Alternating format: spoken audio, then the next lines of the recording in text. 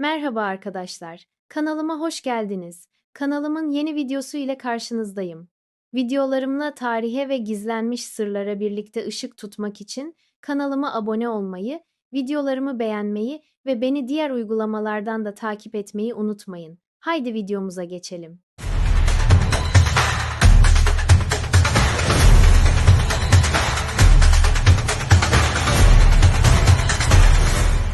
Bölüm 1: Mavi Karanlığın İlk Adımı.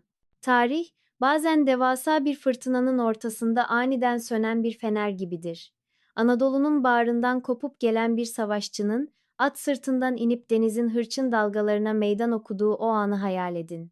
11. yüzyılın sonlarında, Bizans'ın göl olarak gördüğü Ege sularında bir isim yankılanmaya başladı: Çaka Bey. O, sadece bir amiral değil, Türklerin denizlerdeki ilk hayaliydi.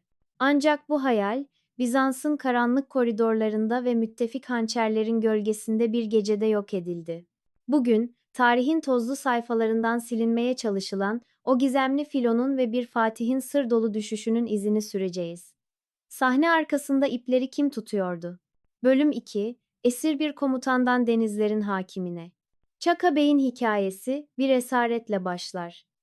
Malazgirt sonrası Anadolu'da savaşırken Bizans'a esir düşer ve İstanbul'un saraylarında imparatorluk terbiyesi alır. Ancak Bizans, kendi celladını beslediğinin farkında değildir. Saray entrikalarını, denizin stratejik önemini ve Bizans'ın zayıf noktalarını bizzat kalbinde öğrenir.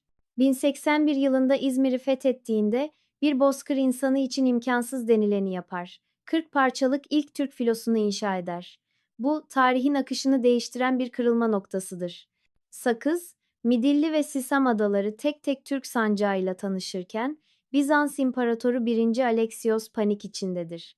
Çünkü Çaka Bey, sadece adaları değil, bizzat Konstantinopolis'i denizden kuşatmayı hedeflemektedir.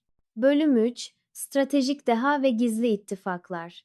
Çaka Bey'in gücü sadece gemilerinde değil, kurduğu devasa ittifak ağındaydı.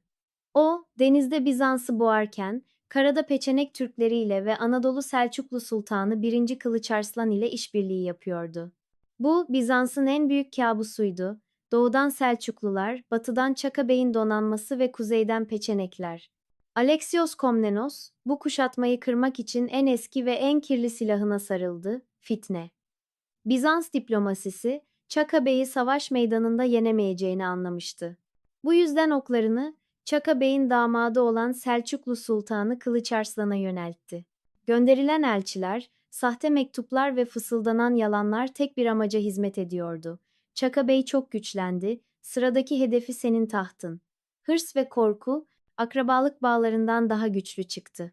Bölüm 4: Abidos'taki Kanlı Ziyafet. 1092 yılı.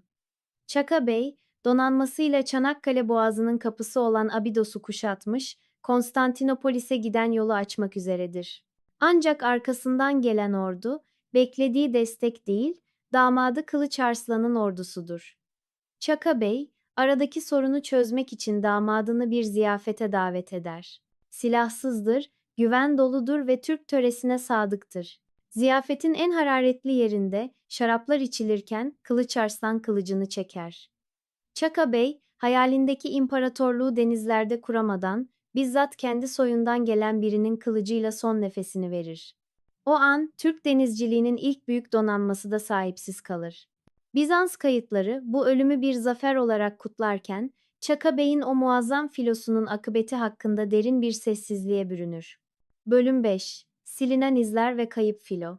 Çaka Bey'in ölümünden sonra ne oldu? 40 parçalık o gururlu donanmaya, İzmir'deki tersanelere ve adalardaki garnizonlara dair izler neden bu kadar siliktir? Bazı tarihçiler, donanmanın Bizans tarafından yakıldığını söylerken, yerel efsaneler gemilerin halk tarafından saklandığını veya Ege'nin ıssız koylarında çürümeye terk edildiğini fısıldar. Daha da gizemlisi, Çaka Bey'in mezarının nerede olduğunun bile tam olarak bilinmemesidir. Bizans, sadece bir fatihi öldürmemiş, onun fikrini, denizlerdeki Türk varlığını hafızalardan silmek için elinden geleni yapmıştır. Ancak ne kadar silmeye çalışırlarsa çalışsınlar, Çaka Bey'in başlattığı o ateş, yüzyıllar sonra Osmanlı kadırgalarında yeniden alevlenecekti. Fakat o ilk, saf ve dahi vizyon, Abidos'un sularında sırra kadem bastı. Bölüm 6, Unutulmuş bir mirasın gölgesi. Çaka Bey'in hikayesi, sadece bir ihanetin değil, vizyonun korkuyla nasıl yok edildiğinin hikayesidir. Eğer Abidos'taki o kılıç çekilmeseydi, belki de İstanbul 1453'ten çok daha önce bambaşka bir şekilde düşecekti. Bugün Ege'nin dalgaları kıyıya her vurduğunda, aslında o kayıp filonun fısıltısını taşır. Tarih bize şunu öğretir.